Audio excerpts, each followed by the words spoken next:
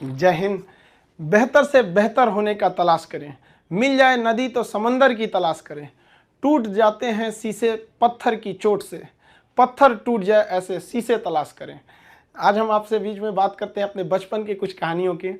देखिए, हमारा परिवार एक जॉइंट फैमिली में, हम लोग एक छोटे से परिवार में जन्म लिए। सब लोग एक साथ रहते थे, अंकल सबका परिवार यहाँ पे। उसमें हम लोग के मकान के भी एक कमरे थे जिसमें हम लोग रहते थे। बचपन में हम बहुत बदमाश थे। मेरी मम्मी को सबसे ज़्यादा परेशानी थी, क्योंकि जॉइंट फैमिली होने की वजह से क्या होता था कि परिवार में बहुत लोग रहते थे, मोहल्ले वाले, पड़ोस वाले। और उस समय मोबाइल वगैरह नहीं होती थी, हम लोग यही गुल्ली डंडा वगैरह खेलते रहते थे। डेली किसी न किसी से हम झगड़ा किए रहते थे। मेरी मम्मी परेशान होकर रहती थी, करेगा क्या ज़िंदगी में, बहुत परेशानी हो जाती थी।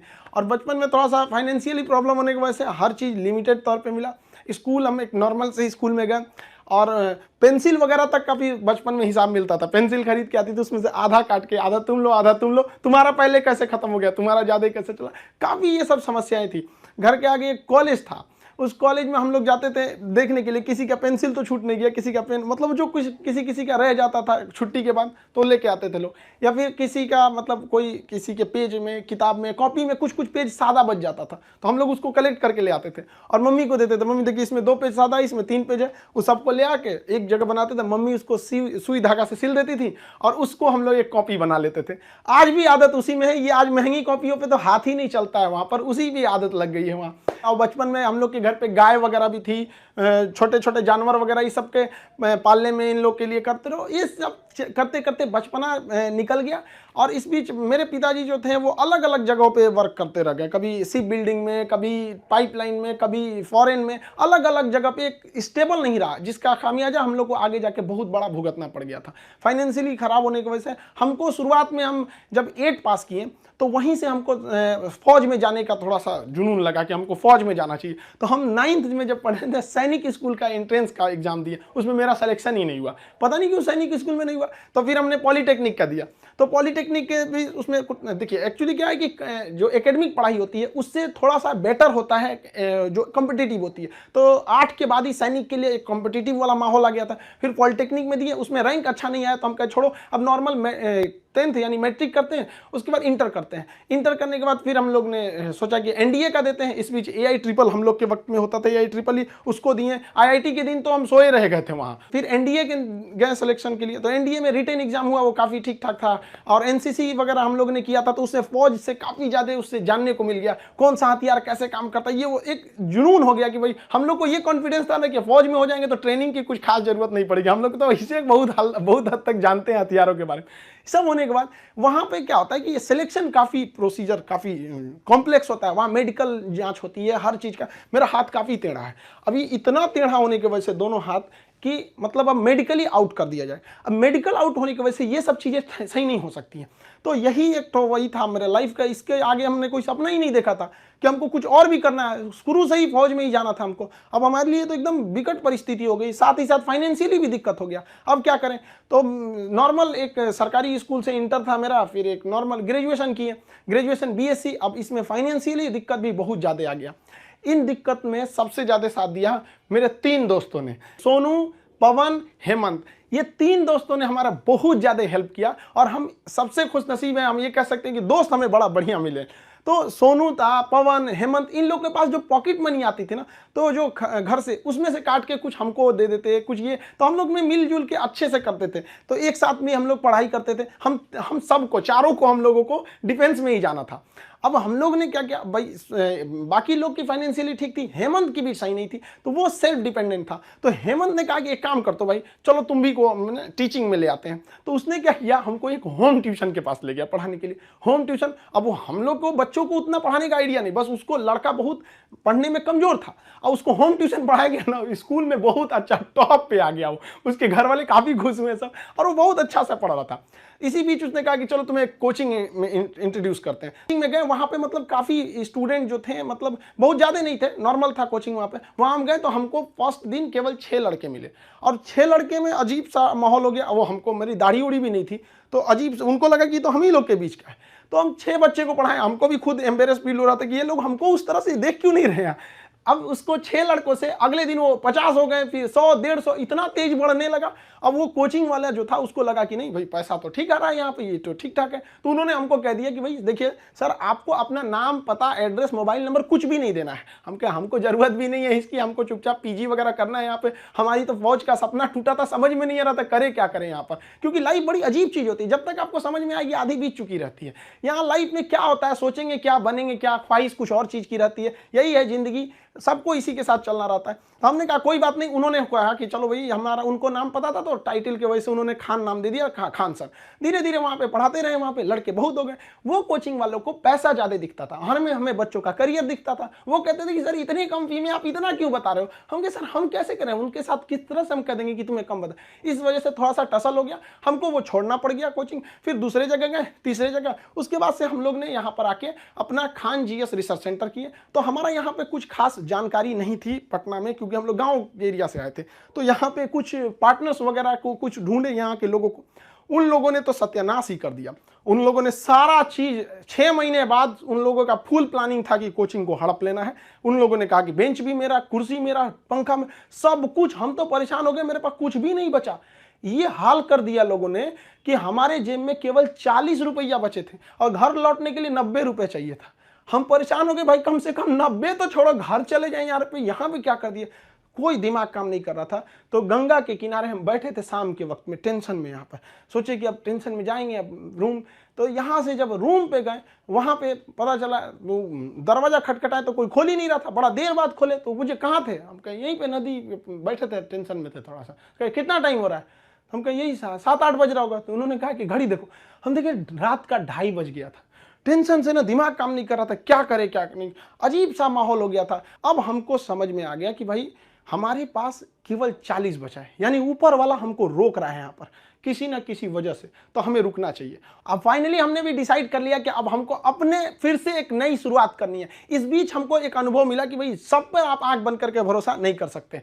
अब टीचर और स्टूडेंट का एक रिलेशन भारत में बहुत बेहतरीन है, ये आदिकाल से देखा जाता है। तो हमने क्या किया ना, अब कोचिंग्स में ना स्टूडेंट्स जो थे, बहुत जो पुराने थे, जिनका मान के चलिए कहीं जॉब हो गया, अभी ज्वाइनिंग लेटर का वेट कर रहे हैं ऐसे, तो उन लोगों को रखे भाई देखो हम लोग को फिर से शुरुआत करनी है, क्योंकि ऐसे हम लोग छोड़ नहीं सकते हैं। क्योंकि यहाँ पे क्या हो गया कि कोचिंग एक इंडस्ट्री बन चुका है, लोग इसको इनकम सोच रहे हैं। अब हम लोग आंख में इसलिए खटकते थे, हम लोग के लिए पैसे मायने नहीं रखते थे, लड़कों का पढ़ाई मायने रखता था। तो प्रॉब्लम तो सबको हो रही थी, तो हम लोगों को ये शुरुआत करनी थी। अब शुरुआत किए कैसे तैसे, थोड़ा बहुत पैसे से स्टार्ट किए लोग। अब वहां पे क्या है कि जो गरीब है पैसे मत दो भैया, विकलांग हो मत दो, कभी कोई इस तरह से जोर नहीं दिया गया। इस वजह से ही फाइनेंशियल प्रॉब्लम है। अगर अदरवाइज में आदमी पैसे के पीछे पड़ा रहता तो कोई प्रॉब्लम नहीं था। इस बीच हमारे कोचिंग पे बम चल गया, तबातोड़ बम चल रहा है। हमको अजीब सा लग गया कि भाई हम कोचिंग में है कि बॉर्डर पे खड़े हैं, हमारा सपना तो नहीं पूरा हो गया, हम फौज में आ गए हैं।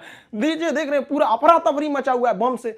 इतनी तबाही हो गई, हमको मतलब एकदम लास्ट में आ गए कि हमको अब लगता है यहां से छोड़ देना पड़ेगा। फिर लड़कों ने कहा कि सर आप हाँ हिम्मत मत हारिए, हमारे कोचिंग में, हमारा जो कैंपस है इसके अगल बगल में 17 कोचिंग है, सबका में बहुत बेहतरीन है, ये आदिकाल से देखा जाता है। तो हमने क्या किया ना, अब कोचिंग्स में ना स्टूडेंट्स जो थे, बहुत जो पुराने थे, जिनका मान के चलिए कहीं जॉब हो गया, अभी ज्वाइनिंग लेटर का वेट कर रहे हैं ऐसे, तो उन लोगों को रखे भाई देखो हम लोग को फिर से शुरुआत करनी है, क्योंकि ऐसे हम लोग छोड़ नहीं सकते हैं। क्योंकि यहाँ पे क्या हो गया कि कोचिंग एक इंडस्ट्री बन चुका है, लोग इसको इनकम सोच रहे हैं। अब हम लोग आंख में इसलिए खटकते थे, हम लोग के लिए पैसे मायने नहीं रखते थे, लड़कों का पढ़ाई मायने रखता था। तो प्रॉब्लम तो सबको हो रही थी, तो हम लोगों को ये शुरुआत करनी थी। अब शुरुआत किए कैसे तैसे, थोड़ा बहुत पैसे से स्टार्ट किए लोग। अब वहां पे क्या है कि जो गरीब है पैसे मत दो भैया, विकलांग हो मत दो, कभी कोई इस तरह से जोर नहीं दिया गया। इस वजह से ही फाइनेंशियल प्रॉब्लम है। अगर अदरवाइज में आदमी पैसे के पीछे पड़ा रहता तो कोई प्रॉब्लम नहीं था। इस बीच हमारे कोचिंग पे बम चल गया, तबातोड़ बम चल रहा है। हमको अजीब सा लग गया कि भाई हम कोचिंग में है कि बॉर्डर पे खड़े हैं, हमारा सपना तो नहीं पूरा हो गया, हम फौज में आ गए हैं। दीजिए देख रहे हैं पूरा अफरा तफरी मचा हुआ है बम से। इतनी तबाही हो गई, हमको मतलब एकदम लास्ट में आ गए कि हमको अब लगता है यहां से छोड़ देना पड़ेगा। फिर लड़कों ने कहा कि सर आप हाँ हिम्मत मत हारिए, हमारे कोचिंग में, हमारा जो कैंपस है इसके अगल बगल में 17 कोचिंग है, सबका शटर बंद हो गया, सब लोग भाग गए। लोग हम लोग अकेले, भाई कम से कम कोई पूछते भी आता तो कम से कम एक सहानुभूति लगती है। लेकिन लड़के आए, लड़कियां तक आई कि सर कोई बात नहीं, आप खोलिए, हम लोग पढ़ेंगे लोग, यहाँ कितनों बम चले यहाँ पे। तो हम क्या किए, पूरे कैंपस में मेरे कोचिंग पे सुबह में बम चला था, शाम वाले बैच में पूरे फुल प्लेजेड से स्टूडेंट आए थे, और जो बच्चे पढ़ रहे थे उसके अगले बैच के बच्चे नीचे खड़े होकर कह रहे थे कि अगर बम चलेगा तो पहले हमारे ऊपर बम चलेगा, कोचिंग को कुछ नहीं होने देंगे। बहुत हेल्प हुआ हमको यहाँ पर, बच्चों ने ही हमको बहुत ज्यादा सपोर्ट किया। और धीरे धीरे धीरे धीरे ऊपर वाला सबको देखते रहता है, क्योंकि हम दूसरे के सीसीटीवी कैमरे से बच सकते हैं, ऊपर वाले के सीसीटीवी कैमरे से नहीं बच सकते हैं। और अचानक साथ मिला, सारे बच्चे देखते देखते हमने बच्चों के लिए लाइब्रेरी भी डाला, वो पटना का सबसे बड़ा लाइब्रेरी हो गया, फिर कोचिंग बड़ा हो गया, सब कुछ सही हो गया, लड़कों का रिजल्ट आने लगा, सारे लड़के खुश हो गए। और खास करके उस बैच के लड़के जो पढ़ रहे थे और जिनके पास बम्बार्डमेंट हुई थी, वो भी उनके लिए पहला अनुभव था, सब डर गए थे कि आखिर क्या हो रहा है। और देखते देखते सब कुछ सही हो गया। तब तक अचानक बीच में आ गया कोरोना, और कोरोना ने लॉकडाउन किया और सब चीज घर के अंदर हो गया, और हम लोग के लिए एकदम नया अनुभव। और नॉर्मल जब कोरोना होगा, शुरुआती लॉकडाउन इतना स्ट्रिक्ट था, पता चला कि अब तो आपको ऑनलाइन ही पढ़ाना पड़ेगा। और हमारे जैसे ऑनलाइन आदमी को ऑनलाइन कुछ पता ही नहीं, फेसबुक चलाने नहीं आता हमको, सुनते हैं कि टेलीग्राम व्हाट्सएप की तरह होता है, लेकिन हमको आज तक टेलीग्राम पता नहीं चल पाया। और हमारे जैसे आदमी को ऑनलाइन आना पड़ेगा, तो हम तो आफत हो गया मेरे लिए। तो हमारे गांव पे मेरा दोस्त था, उसकी फोटोकॉपी की दुकान थी, छोटी सी शॉप थी फोटोकॉपी की। अब आप समझ सकते हैं फोटोकॉपी की दुकान पे क्या इंफ्रास्ट्रक्चर, कितनी बड़ी बिल्डिंग तो होगी नहीं, छोटा सा जगह था। अब वो शटर सामने थी, शटर गिराते थे लोग, एक लकड़ी का पलाई बनाए, उस पर पढ़ाना चालू किए। पता चला सामने से पुलिस की गाड़ी जाती थी, तो शटर के अंदर हम लोग पड़े हैं, पसीना हो रहा है, वैसे पुलिस का सायरन आ रहा है, आवाज आ रहा है। लड़के कह रहे सर कैसे वीडियो बना रहे हैं, कहाँ से बना रहे हैं, ना लाइट सही है ना आवाज सही है। हम कहे भाई हमको यही है जो है यहाँ पे।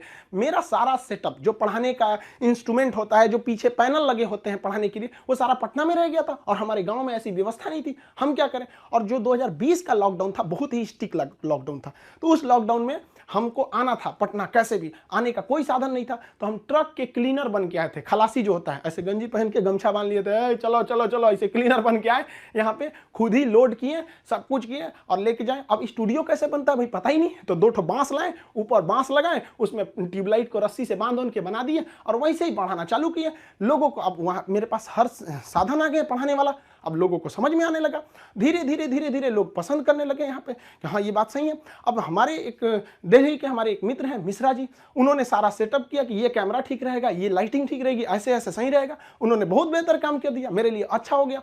अब इस बीच अब लड़कों का कोर्स चालू करने के लिए एप्लीकेशन बनाने लगे, तो धीरे धीरे धीरे धीरे लड़के एप्लीकेशन पे देखने लगे यूट्यूब पे। और हमको तो आज तक समझ में नहीं आया कि यूट्यूब पर एजुकेशन के फील्ड को हम ऐसे देखते हैं कि वो लोग भी कमेंट करते हैं, कहते हैं कि सर हमारा किसी जनरल कंपटीशन, हम किसी कंपटीशन की तैयारी नहीं करते हैं, नहीं हमको कोई एग्जाम से मतलब है, फिर भी हम देखते हैं। हमको इस बात की इतनी खुशी होती है, इसलिए नहीं कि वो लोग हमारा वीडियोस देखते हैं, इसलिए कि जो लोग पढ़ाई छोड़ दिए हैं उनको भी इस बात का अफसोस है कि हमने पढ़ाई क्यों छोड़ा, और ये कंफर्म है कि वो अपने बच्चों को या समाज को आगे पढ़ने के लिए जरूर करेंगे। और इस देश को जो पीछे गया है उसको आगे ले जाने का एकमात्र रास्ता है शिक्षा, क्योंकि शिक्षा जिसके पास रहेगी वो कभी किसी से नहीं डर सकता है, अपने अधिकार के लिए खड़ा रहेगा। तो काफी खुशी होने लगी। लेकिन ऑनलाइन का हमको बहुत ज्यादा आइडिया नहीं लगा, तो धीरे धीरे धीरे धीरे क्या हुआ, संघर्ष आगे बढ़ा। अब होता क्या है कि लाइफ में कभी इंसान कोई लिफ्ट की तरफ बढ़ जाता है तो उसको काफी खुशी होती है, अरे बाप रे बहुत ऊंचाई पे आ गया। लेकिन जो सीढ़ियों की तरफ बढ़ता है ना, ऊपर जाके उसको एक थकान होती है, लेकिन दिल से एक सुकून भी मिलता है कि मेहनत से बढ़े,